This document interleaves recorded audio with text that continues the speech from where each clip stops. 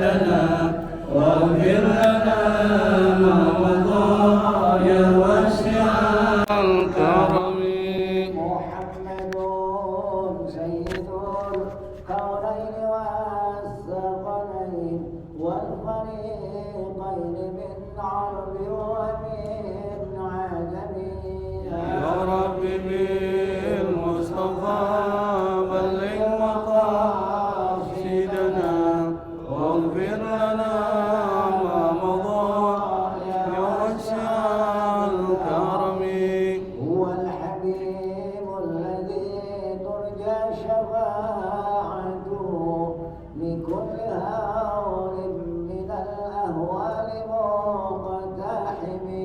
يا رب بالمصطفى بلغ مقاصدنا واغفر لنا ما مضى يا واسع الكرم. يا رب واجعل رجائي غير منعكس لديك واجعل حسابي غير منخرم. رب بالمصطفى بلغ مقاصدنا واغفر لنا ما مضى بوسع الكرم. وامن على جمعنا الحاضر بمغفرة تمحو خطايانا في بدء ومختتم. يا رب بالمصطفى بلغ مقاصدنا واغفر لنا ما مضى يا واسع الكرم. وصل ربي على المختار ما طلعت شمس النار ولاحت أنجم الظلم. يا رب بالمصطفى بلغ مقاصدنا واغفر لنا ما مضى يا واسع الكرم. والآل والصحب والأنصار من تبعوا هدى واعترفوا بالعهد والذمم. يا رب بالمصطفى بلغ مقاصدنا واغفر لنا ما مضى يا واسع الكرم. اللهم صل وسلم وبارك عليه. اللهم صل وسلم وبارك عليه. بسم الله الرحمن الرحيم. بسم الله الرحمن الرحيم. لا إله إلا الله. لا إله إلا الله. أستغفر الله. أستغفر الله. اللهم صل وسلم اللهم صل وسلم على سيدنا محمد على سيدنا محمد وعلى آل سيدنا محمد وعلى آل سيدنا محمد وافتح لنا به وافتح لنا به أبواب علمك أبواب علمك كما فتحتها على أنبيائك وعلمائك المتقدمين والمتأخرين وانشر علينا رحمتك يا ذا الجلال والإكرام. بسم الله الرحمن الرحيم. الحمد لله رب العالمين. اللهم صل وسلم على سيدنا محمد الفاتح لما أغلق والخاتم لما سبق ناصر الحق بالحق والهادي إلى صراطك المستقيم وعلى آله وأصحابه حق قدره ومقداره العظيم. سبحانك لا علم لنا إلا ما علمتنا إنك أنت العليم الحكيم ولا حول ولا قوة إلا بالله العلي العظيم رب اشرح لي صدري ويسر لي أمري واحلل عقدة من لساني yafqahu qawli amma ba'd. Ma'asyiral hadirin jamaah yang dimuliakan oleh Allah Subhanahu wa taala. Pada kesempatan pertemuan yang lalu kita sudah mengkaji ayat 108 dari surat Al-Baqarah yang dalam ayat tersebut Allah Subhanahu wa taala memberikan satu perintah sekaligus ada pesan moral yang disampaikan kepada orang-orang beriman agar jangan meniru akhlak, perilaku, sikap dari orang-orang Bani Israel atau orang-orang Yahudi dan orang-orang Nasrani. Salah satu watak yang perlu kita jauhi dari mereka itu adalah jangan menghinakan, merendahkan Rasul yang diutus oleh Allah Subhanahu wa taala dengan mengajukan pertanyaan-pertanyaan sebagaimana Nabi Musa dulu diminta oleh orang-orang Bani Israel. Yang pertanyaan-pertanyaan tersebut mengarah kepada kekafiran. Maka Allah kemudian menutup ayat tersebut dengan satu kalimat yang sangat tegas, wa may yatabaddalil kufra wa may yatabaddalil kufra bil iman faqad dhalla sawa'as sabil. Barang siapa yang mengganti imannya dengan kekufuran, maka orang itu telah menyimpang, telah sesat dari jalan yang lurus. Nah, pada kesempatan pertemuan malam ini kita melanjutkan bahasan kita pada ayat 109 dari surat Al-Baqarah. Allah Subhanahu wa taala berfirman, A'udzu billahi minasy syaithanir rajim. Bismillahirrahmanirrahim.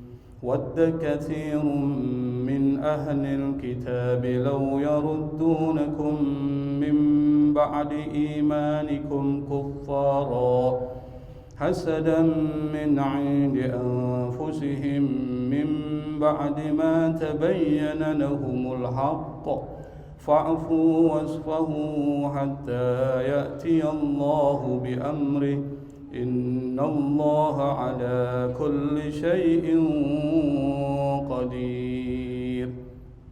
Ayat 109 ini masih merupakan kelanjutan dari ayat sebelumnya, masih bicara tentang orang-orang Yahudi dan Nasrani yang disebut dengan Ahlul Kitab. Jadi ayat ini turun dalam konteks di mana sebagian Ahlul Kitab yang sudah kita jelaskan pada pertemuan sebelumnya yang tinggal di Madinah. Siapa mereka di sini? Yang dimaksud khusus adalah orang-orang Yahudi dan orang-orang Nasrani. Yang mereka itu berusaha memengaruhi umat Islam agar kembali kepada kekafiran.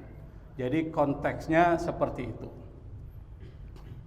Wadda katsirun, Allah memulai dengan kalimat wadda. Kata wadda nanti muncul kata mawaddah. Dari kata wadda nanti muncul sifat Allah wadud. Itu dari wadda. Wadda yawaddu wuddan mawaddatan. Nanti ada beberapa kata yang memiliki hampir kesamaan makna dengan wadda. Kata wadda itu artinya suka, cinta. Maka muncul kata wa ja'ala bainakum mawaddatan wa rahmah. Allah jadikan di antara kalian mawaddah, cinta.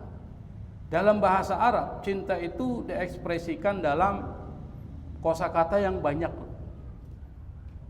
Bahkan sampai 100 kosakata atau mufradat yang menjelaskan makna cinta. Salah satunya adalah seperti kata mahabbah. Dari kata ahabba, yuhibbu, nanti muncul kata mahabbah atau al-hub, cinta. Apa bedanya mahabbah dengan mawaddah? Kalau mahabbah itu bersifat umum dan kecintaannya melebihi mawaddah. Dia bisa berlaku kata ini baik untuk Allah ataupun untuk manusia. Maka salah satu konsep dari seorang sufi besar namanya Rabi' al-Adawiyah, itu namanya konsep mahabbah. Uhibbuka hubbaini hubbal hawa, aku cinta kepada engkau ya Allah dengan dua cinta. Ya, itu lalu dari situ muncul konsep mahabbah. Sementara mawaddah dari kata waddah itu hanya terkait dengan al-insaniyah, terkait dengan manusia. Jadi kalau mengungkapkan kata cinta kepada Allah tidak menggunakan mawaddah. Tapi cinta kepada manusia itu bisa menggunakan kata mawaddah. Konteksnya di sini adalah antara manusia dengan manusia. Maka yang digunakan wadda. Wadda katsirun. Di dalam tafsir kata wadda itu diartikan tamanna. Tamanna itu artinya berangan-angan, berkeinginan. Yang itu enggak mungkin terjadi. Namanya angan-angan, enggak mungkin terjadi. Wadda katsirun, siapa yang memiliki keinginan itu? Katsirun artinya banyak. Katsir, qalil sedikit, katsir dari kata katsura. Nanti sifat musyabbahanya katsir. Min ahlil kitab, banyak dari ahlul kitab. Kita sudah menjelaskan itu. Ahlul kitab itu siapa? Ahlul kitab itu dari segi kebahasaan artinya orang yang diberikan Alkitab. Jadi orang yang diberikan Alkitab itu disebut dengan ahlul kitab. Siapa yang diberikan Alkitab? Misalnya Nabi Musa. Maka pengikut Nabi Musa disebut dengan ahlul kitab. Yang kemudian menjadi satu agama namanya agama Yahudi. Meskipun agama Nabi Musa bukan Yahudi, agamanya Islam. Tetapi secara sosiologis kita sebut saja agamanya Yahudi. Secara sosiologis ya, yang ada dalam realitas masyarakat. Kemudian siapa yang diberikan Alkitab, kitab suci? Nabi? Ya bisa. Karena setelah Nabi Musa itu banyak para nabi, semuanya ngikut kepada kitab Taurat. Setelah Nabi Musa itu hampir ratusan nabi yang diutus oleh Allah Subhanahu wa taala, itu semuanya berpegang pada kitab Taurat sampai turun Nabi Isa. Diturunkan kitab suci Injil. Nabi Musa, kitab Taurat masih dipakai oleh Nabi Isa. Maka disebut dengan perjanjian lama. Sementara Nabi Isa, Injil disebut dengan perjanjian baru.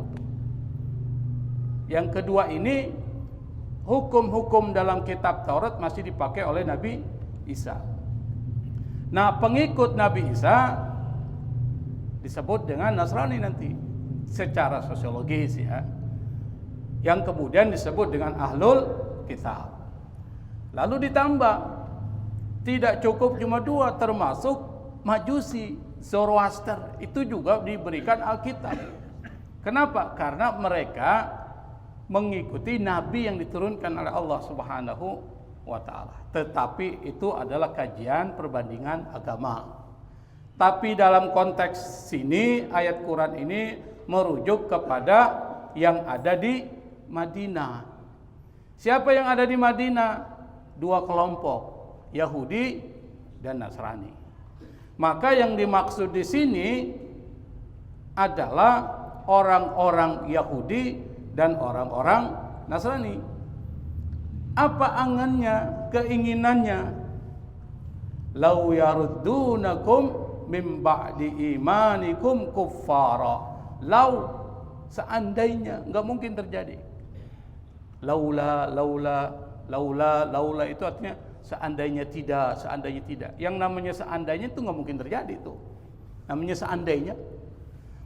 Seandainya yarudun, mereka mengembalikan, rodda, yaruddu, hum yarudun, lau yaruddunakum, siapa yang mereka ingin kembalikan? Orang-orang Islam. Kembalikan kemana? Mim ba'di imanikum kuffara, setelah kalian beriman menjadi kafir. Sebelum Nabi Muhammad sallallahu alaihi wasallam datang, masyarakat Mekah, masyarakat Madinah itu bukan masyarakat muslim, tapi masyarakat penyembah berhala, al-wathaniyun, penyembah berhala. Makanya di Ka'bah dulu banyak berhala-berhala itu yang kemudian dihancurkan oleh Rasul pada Yaumul Fath, hari penaklukan. Tidak satu pun kemudian berhala sekarang ada di Mekah, sudah dihancurkan. Bahkan di dalam Ka'bah itu dulu ada berhala, Pak, lalu dihancurkan. Nah, mereka ingin orang-orang yang masuk ke dalam Islam, yang mengikuti Nabi Muhammad SAW, setelah mereka beriman, mereka ingin mereka kembali lagi ke kafir tuh. Orang Yahudi, orang Nasrani, kuffar. Kenapa? Allah jelaskan alasannya di dalam ayat ini. Dan ketika Allah menyebutkan alasannya, maka itu qat'i, itu pasti. Dan sampai sekarang itu berlaku. Itu maksudnya.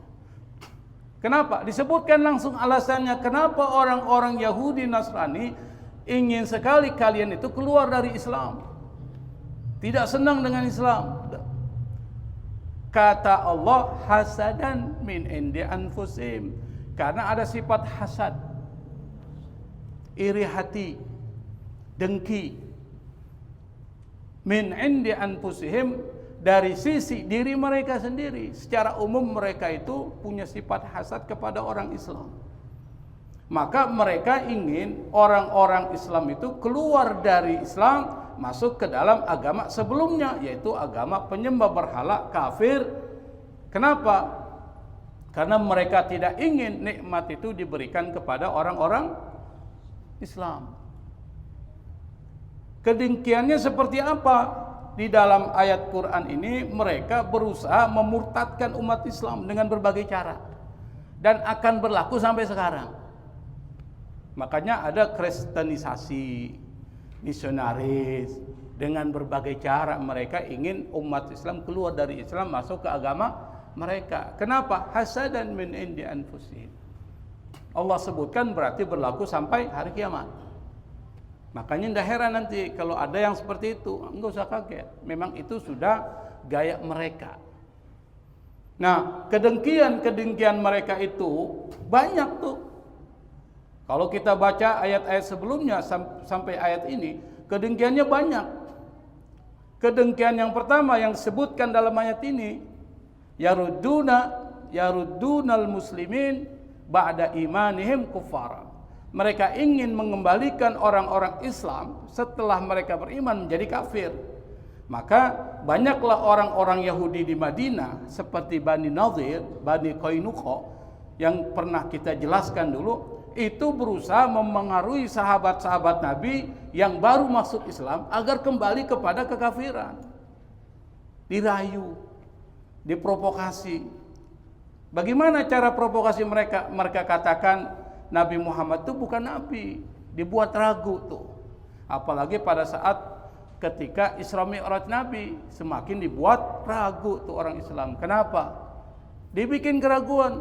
Mana mungkin Muhammad itu melakukan perjalanan satu malam dari Mekah ke Palestina, lalu naik ke atas dalam satu malam, sementara perjalanan biasa itu membutuhkan waktu berhari-hari. Dibikin ragu, Pak. Kalau bukan karena iman, banyak orang yang murtad. Ada itu aja terjadi, sebagian orang banyak yang murtad. Maksudnya keluar dari Islam. Yang kedua, ajaran Islam itu diolok-olok, dijadikan mainan. Dan mereka merendahkan kaum muslimin. Seperti apa?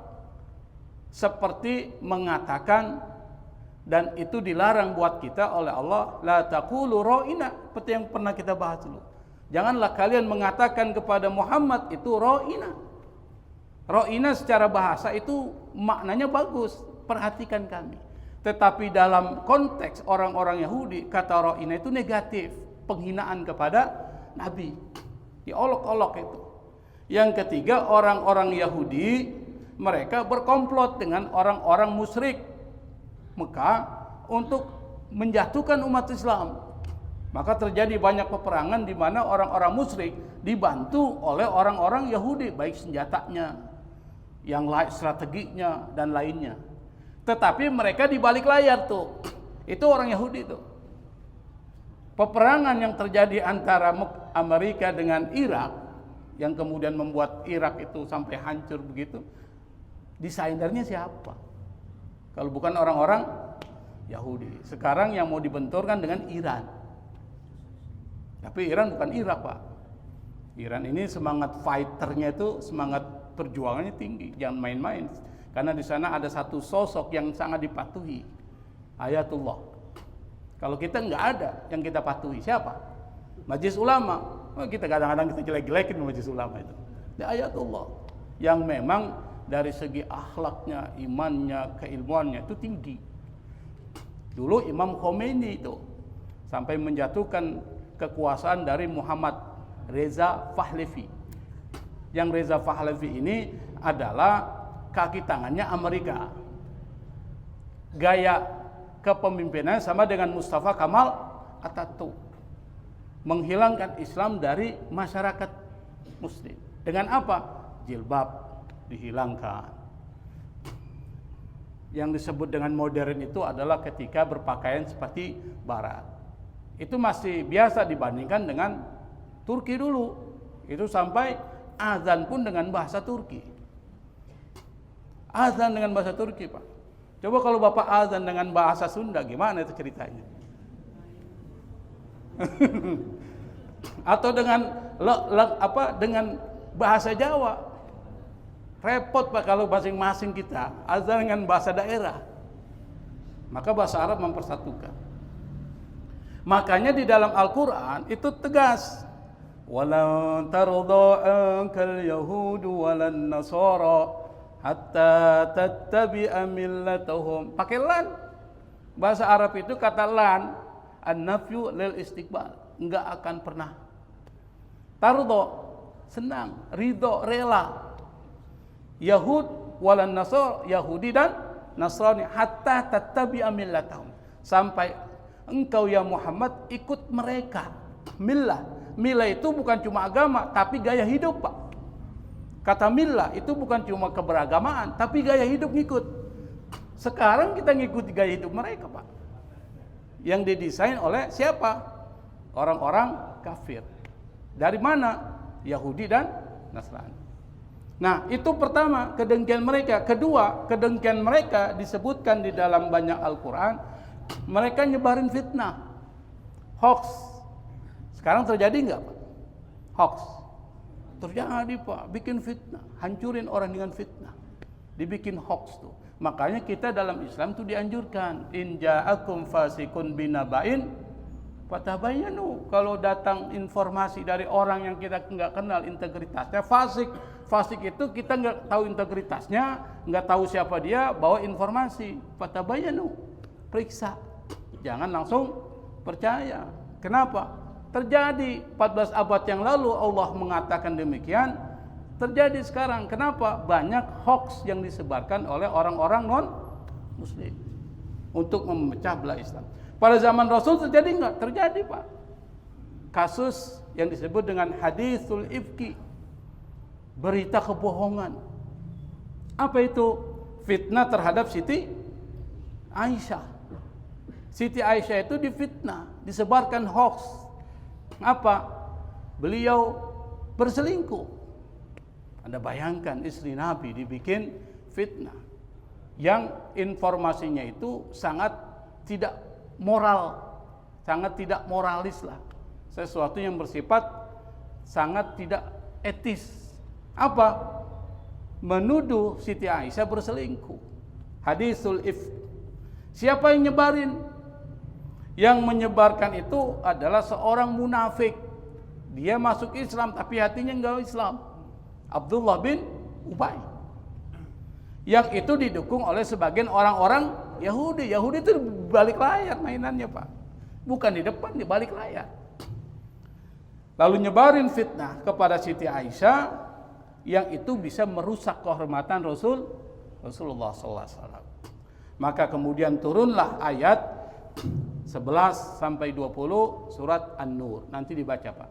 Surat An-Nur, surat ke-24 dalam Al-Quran, dari 11 sampai 20 yang bercerita tentang penolakan, pembongkaran kebohongan dari orang-orang munafik dan dibantu orang Yahudi yang menyebarkan fitnah kepada Siti Aisyah. Disebut dengan hadisul ifk, berita kebohongan. Hadza buhtanun azim. Disebutkan oleh Allah, ini adalah kebohongan yang sangat besar. Nanti bisa dicari, Pak. Yang ketiga, kedengkian mereka itu disebutkan di dalam Al-Quran banyak. Apa? Pengkhianatan dalam perang. Ini orang-orang Yahudi Bani Quraidah itu bikin perjanjian dengan Nabi. Apa? Kalau Nabi diserang oleh orang-orang musyrik Mekah, mereka akan membantu karena ada perjanjian disebut dengan Piagam Madinah, perjanjian Al-Wasiqatu Madinah. Dan perjanjian-perjanjian lain termasuk di situ ada Bani Quraidah, Bani Qainuqa, Bani Nadir. Ada 4 yang merupakan keturunan dari orang-orang Yahudi. Nah, pada saat perang Handak itu adalah perang parit ya, yang kemudian disebut dengan Ahzab. Maka muncullah surat Al-Ahzab. Surat keberapa itu, Pak, dalam Al-Quran? Surat ke-33. Itu turun surat Al-Ahzab. Kenapa orang-orang Yahudi Bani Quraidah itu berkhianat atau mengkhianati perjanjian dengan Rasul pada saat perang Handak? Apa bentuk pengkhianatannya? Mereka membantu pasukan musyrik Mekah. Padahal udah bikin perjanjian, Pak. Makanya salah satu ciri dari orang-orang Yahudi adalah suka melanggar perjanjian. Makanya tidak heran kalau seandainya terjadi perjanjian antara Hamas dengan orang-orang Israel tuh, lalu kemudian dibatalkan kembali oleh siapa atau dilanggar oleh siapa? Orang Israel.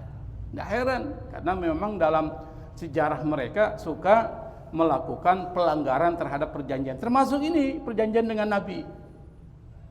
Akhirnya Nabi Muhammad SAW kemudian memberikan hukuman kepada orang-orang Yahudi Bani Quraidah karena berkhianat. Nanti bisa dilihat dalam surat Al-Ahzab, surat ke-33 ayat 26 sampai 27. Nanti dicek, Pak.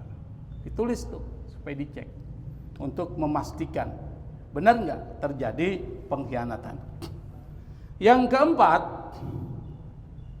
kedengkian orang-orang Yahudi terhadap Islam dan terhadap Rasulullah. Itu pernah Nabi mau dibunuh. Nabi mau dibunuh. Oleh siapa? Orang perempuan Yahudi yang mencoba meracuni Nabi dengan daging yang sudah diracuni setelah perang Khaybar. Jadi Nabi dikasih daging sudah dimasak tetapi diracuni, yang kemudian diberikan kepada Rasulullah SAW dan itu diberitahu oleh Allah. Bayangkan Nabi mau diracun, Pak. Allah kasih tahu, hati-hati tuh, situ ada racunnya, karena Allah lebih tahu. Kenapa? Karena perempuan itu dendam sama Rasul, karena orang-orang Yahudi kalah dalam perang Khaybar. Dendam dia. Yang kelima, kedengkian orang-orang Yahudi itu terhadap umat Islam. Mereka mencoba mengubah makna Taurat dan Injil untuk menipu umat Islam. Apa? Informasi-informasi tentang kenabian Muhammad itu di dalam kitab mereka dihapus, diubah. lalu memberikan penafsiran palsu yang menolak kebenaran Rasulullah. Padahal dalam kitab-kitab suci mereka itu disebutkan, sampai ada seorang namanya Abdullah bin Salam, seorang pendeta Yahudi, seorang ulama Yahudi, ketika dia melakukan riset terkait dengan itu dalam kitab suci mereka, akhirnya dia masuk ke dalam agama Islam. Kenapa? Dalam Al-Quran disebutkan, ya'rifunahu kama ya'rifuna abna'ahum. Orang-orang Yahudi, orang-orang Nasrani, mereka mengenal Nabi Muhammad itu seperti mengenal anak mereka sendiri. Di dalam kitab suci disebutin. Tapi kenapa sekarang kalau kita lihat itu hilang? Karena udah dihapus, sudah dipalsukan oleh orang-orang Yahudi dan Nasrani dalam kitab Taurat mereka dan di dalam kitab Injil mereka. Makanya ada kitab suci yang membicarakan tentang itu, yaitu Injil Barnaba itu, Pak. Itu dianggap bid'ah itu. Kitab suci ini dianggap bid'ah. Kenapa? Berbeda dengan kitab suci mereka yang lain. Kenapa? Karena di dalam situ ada nubuat tentang kedatangan Muhammad. Ditolak oleh mereka. Ini kedengkian tuh. Dan yang terakhir bentuk kedengkian ini sekarang. Sampai saat ini, sampai akhir zaman, sampai kiamat ini tetap terjadi. Apa? Orang-orang Yahudi dan orang-orang Nasrani itu akan selalu mendukung propaganda anti-Islam. Jangan anggap bahwa mereka itu ridho dengan kita. Satu. Mana buktinya? Buktinya adalah banyak kampanye-kampanye media untuk menceritakan Islam sebagai agama teroris, Pak. Itu media-media barat selalu diperlihatkan Islam seperti ini. Ketika terjadi pemboman World Trade Center itu, WTC, siapa yang disalahkan, Pak? Siapa yang disalahkan? Umat Islam. Segala sesuatu yang terkait dengan persoalan itu dianggap ini Islam. Makanya muncullah pembakaran terhadap kitab suci Al-Quran yang dianggap ini sumber kekerasan. Padahal mereka nggak pernah baca. Tapi dianggap kitab suci kita sebagai sumber kekerasan. Dan sampai sekarang yang berikutnya adalah upaya kristenisasi. Sampai sekarang. Tapi kalau Yahudinisasi nggak ada, Pak. Ada nggak orang nyebarin agama Yahudi ke kita? Enggak, karena agama elitis. Agama buat orang-orang Yahudi. Kalau ada orang Indonesia masuk agama Yahudi lucu. Kenapa lucu? Ya lucu aja, karena itu agama yang bersifat kalau bahasa sosiologis itu adalah agama etnonasionalis. Jadi memang miliknya orang-orang Israel itu. Kok ada orang Indonesia agamanya Yahudi? Nah, kalau Kristen yang mereka pahami disebar luaskan itu. Maka muncullah yang disebut dengan kristenisasi misionaris. Pergilah mereka ke bukit-bukit, dekat-dekat gunung, disuruh masuk agama Islam. Datanglah mereka ke Papua, yang dulu Papua itu, Pak, Irian Jaya itu berada di kekuasaan kerajaan Ternate, Pak, Islam. Makanya sebelum Kristen datang, udah banyak orang Islam di sana, di Papua. Muncullah kristenisasi, keluarlah. Kenapa? Mereka disuap, diiming-imingi, kalau bahasa kita dengan satu kardus Indomie. Dan memang itu terjadi di Yogyakarta, daerah-daerah yang pinggiran. Daerahnya Haji Fakhrudin juga nih bininya. Yogyakarta itu di daerah yang di mana biasanya Haji? Kalau Yogyakarta di mana itu? Gunung Kidul. Itu banyak Pak kristenisasi. Ini orang Gunung Kidul nih. Banyak tuh kristenisasi di sana ya. Sampai sekarang mereka banyak yang Kristen. Dulunya enggak. Karena itu tadi. Nah, sampai kapanpun ayat Quran yang bicara tentang persoalan tidak akan ridho orang-orang Yahudi dan Nasrani sampai kalian ikuti agama, gaya hidup dan perilaku mereka, itu nggak akan hilang. Sampai saat ini nggak akan pernah selesai. Nah, yang kalau kita simpulkan kedengkian ahlul kitab terhadap Islam itu dalam bentuk pertama apa? Serangan langsung. Melalui apa? Perang, fitnah, pembunuhan. Itu satu. Kedua, serangan pemikiran. Apa? Pemurtadan, lalu melakukan perusakan kitab suci. Yang ketiga, serangan politik dan media. Melalui apa? Membuat supaya orang takut sama Islam, Islamofobia namanya. Yang kedua apa? Yang disebut dengan menjelekkan Islam melalui media-media itu, dijelekin tuh. Itu Kesimpulannya gitu, dan itu akan terjadi terus sampai akhir zaman. Apa alasannya? Hasadan min indi anfusihim, karena sifat hasad dengki. Kalau ini pembahasan tasawufnya panjang, saya nggak akan ceritakan sekarang. Nanti sewaktu-waktu ketika bicara tentang konsep hasad, kita akan bicara konsep sufistiknya. Mim ba'di ma tabayyana lahumul haq. Di dalam ayat Al-Qur'an disebutkan setelah jelas bagi mereka itu al-haq. Kata tabayyan itu dari kata bana, yabinu, lalu muncul kata bayyina, jelas, terang, nyata. Setelah jelas dan terang dan nyata bagi mereka bahwa al-haq itu, apa itu al-haq itu? Yang pertama, kerasulan Muhammad, itu udah jelas dalam kitab suci mereka. Yang kedua, ajaran Islam sesuai dengan ajaran kitab-kitab suci mereka. Sebagian, karena Islam datang itu bukan menghapus agama yang diturunkan Musa dan Isa, tetapi menyempurnakan. Makanya bahasa Al-Quran disebutkan al-yauma akmaltu lakum dinakum. Hari ini telah aku sempurnakan agama buat kalian. Berarti agama Islam itu agama perpanjangan dari zaman Nabi Adam sampai zaman Nabi Muhammad. Zaman Nabi Muhammad final, nggak ada lagi perubahan. Tapi yang ada penafsiran. Orang-orang Yahudi Nasrani tahu tuh bahwa agama Islam itu menyempurnakan, musaddiqan lima ma'ahum, membenarkan apa yang diturunkan kepada mereka, apa keyakinannya. Lalu dikritik keyakinan mereka yang sudah mengubah konsep tauhid, diubah jadi trinitas, dan seterusnya dan seterusnya. Nah, kalau kita artikan misalnya secara kontekstual, maka orang-orang ahlul kitab sebenarnya mereka itu mengakui kebenaran Islam dalam hati mereka. Mereka tahu, mereka mengerti ciri-ciri Rasul, mereka tahu kesamaan ajaran Islam dan kitab mereka, tetapi sekali lagi karena dalam hati mereka ada apa? Hasad. Maka kata Allah, ini bagus nasihatnya nih. Bagaimana menyikapi mereka yang seperti itu? Apa kata Allah? Fa'fu wasfahu hatta ya'ti Allah bi'ab. Ini sikap. Ini bagus sikap. Ini mengajarkan agama Islam, bukan agama seperti agama-agama yang lain. Menyikapi, merespon apa yang dilakukan orang-orang Yahudi seperti itu. Apa yang dilakukan? Fa'fu wasfahu. Apa artinya fa'fu? Berikanlah maaf. Maafkan. Lalu yang kedua apa? Wasfahu. Berlapang dada, bersabarlah. Hatta ya'ti Allah bi amri. Yang ketiga, tunggu ketetapan dari Allah Subhanahu wa ta'ala.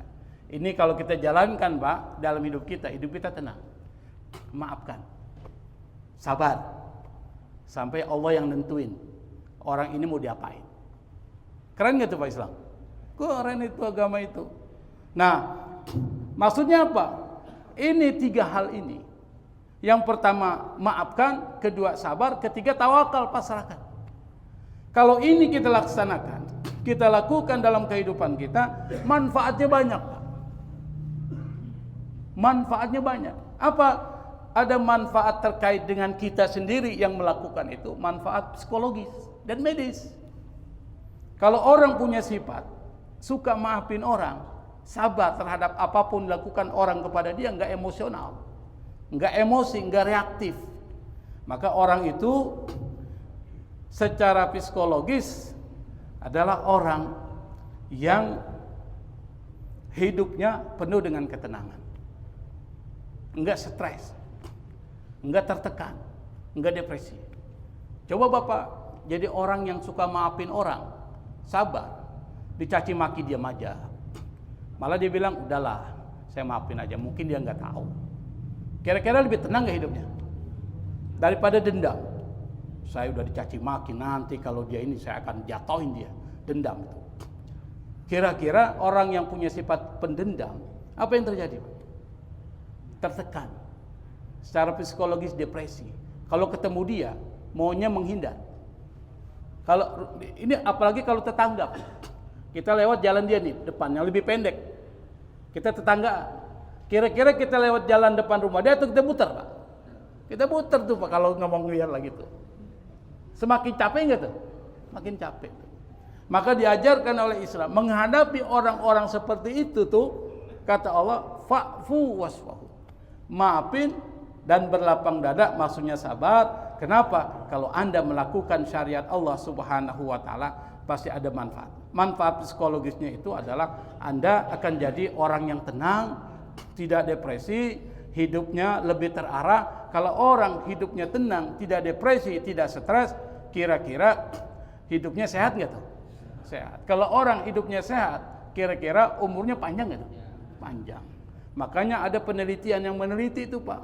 Orang yang suka memaafkan orang lain, itu ada bukunya tuh. Forgiveness therapy, terapi memberikan maaf. Di situ disebutkan, ternyata orang-orang seperti itu yang suka memaafkan orang lain, masa hidupnya lebih panjang, lebih lama daripada orang yang pendendam. Secara psikologis mempengaruhi medis.